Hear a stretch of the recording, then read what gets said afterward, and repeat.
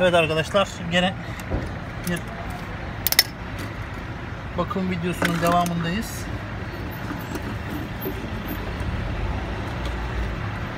Yağımızı boşaltacağız.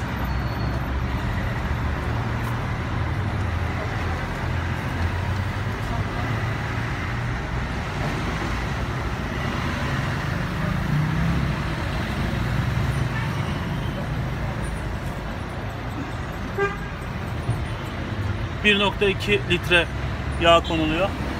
Şimdi yağımızı boşaltıyoruz.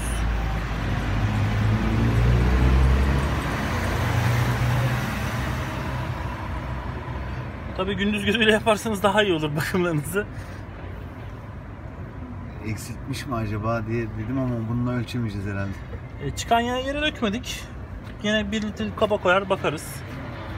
Ölçümünü yine yapabiliriz.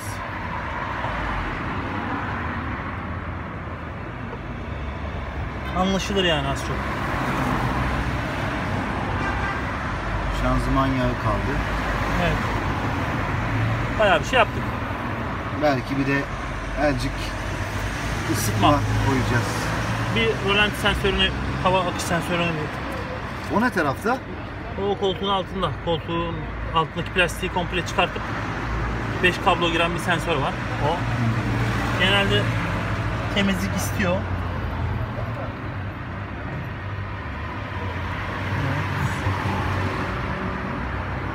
Suyuna falan bakacak mıyız? Şuradan görebiliriz gerçi suyunu ama eksik gibi duruyor sanki. Çayları doldurabiliriz. Yağımızı boşalttık.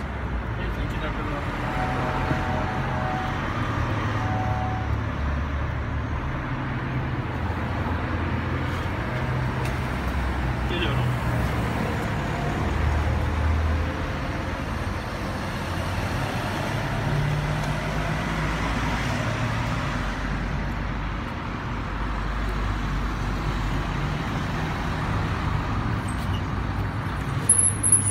Eksilmiş gibi duruyor. Su alt seviyede gibi görüyorum ben ama Bakarız ona da.